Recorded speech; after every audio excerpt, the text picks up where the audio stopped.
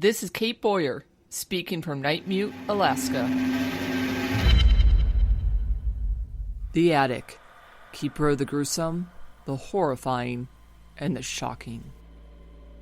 Here in the dark place, leering over a typical neighborhood street, is where the phantasma lives.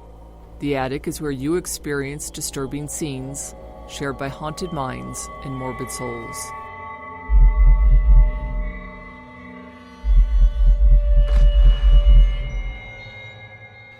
Tonight, in this episode of Scenes from the Attic, the year is 1986.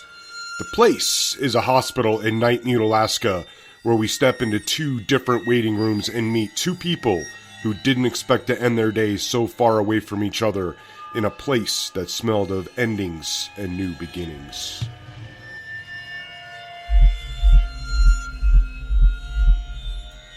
And now, BoozeHound Entertainment presents Waiting Room. The air smelled of pine and bleach, which on their own are always a bit too much, but together made Harding Thompson's stomach want to empty the lunch she had consumed hours earlier. Blood oozed through her favorite shirt and down her face from a head wound. She realized she must be in shock because there was no pain associated with her injuries, and she could not remember how she came to be standing in front of a half wall of glass with nurses on the other side. Colin's heart thumped twice, hard and fast, as he stood outside the door. His right hand gripped the knob, turning his flesh a molten white and pink, unsure if he had the courage to enter. The waiting room behind her was almost empty, save for a mother rubbing the back of a teenager as the girl bent over at the waist, moaning and groaning. Harding turned back to the desk, hunching over to talk through the circle in the glass. As she attempted to speak, her voice cracked with the back of her throat feeling like sandpaper. She coughed into her hand, and when she pulled it away, found the palm coated in red. The sound did nothing to get the attention of the three people only feet away from her. Colin heard footsteps behind him, and without thinking about what lay beyond, he moved into the sparsely furnished room with metal chairs and white flecked tile that looked to date back to the original construction of the building. She wondered when Colin would be here. He must be frantic.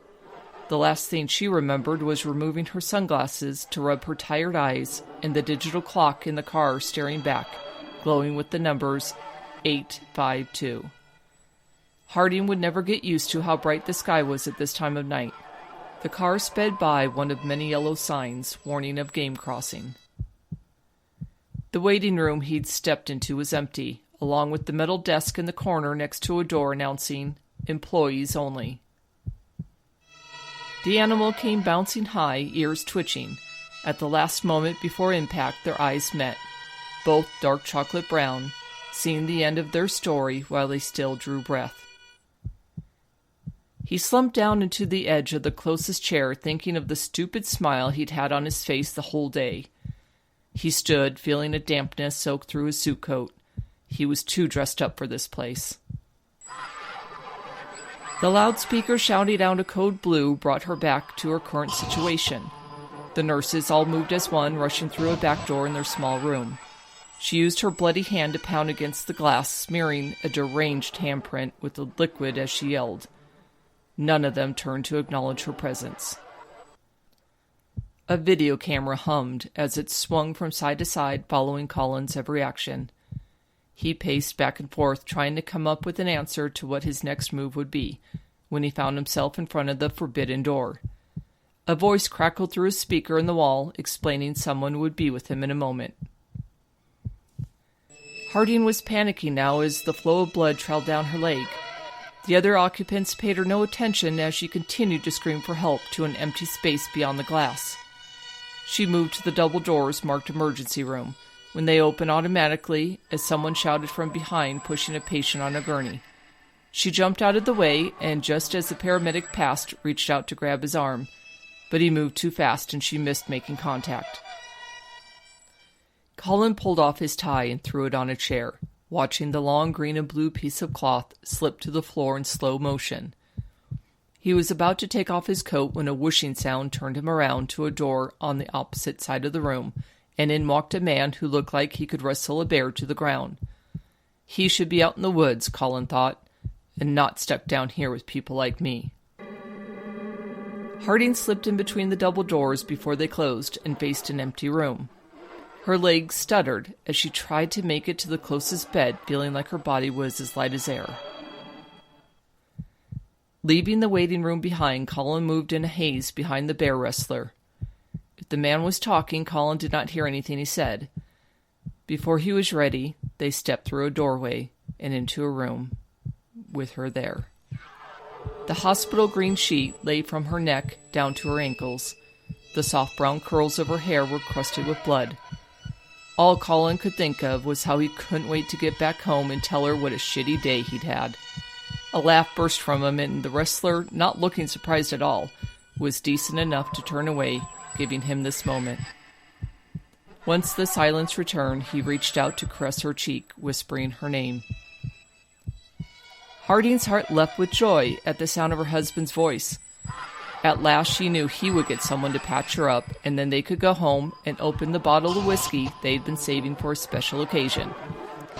She held out her hand to steady herself as the bright lights above her became the only sight in her vision.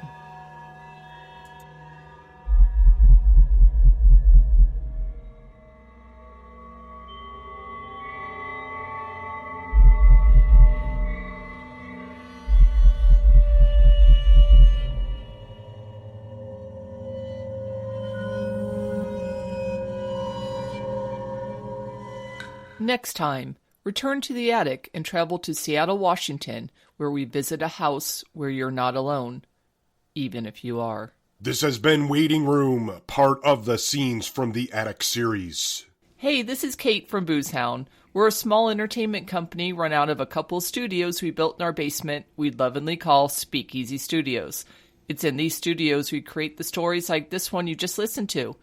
We're 100% supported by our fans, so if you like this show and want to support it in future shows, visit weareboozehound.com/support, where you can buy official merchandise, make a one-time donation, or become a full-fledged boozer and get all kinds of extras only our patron community receives.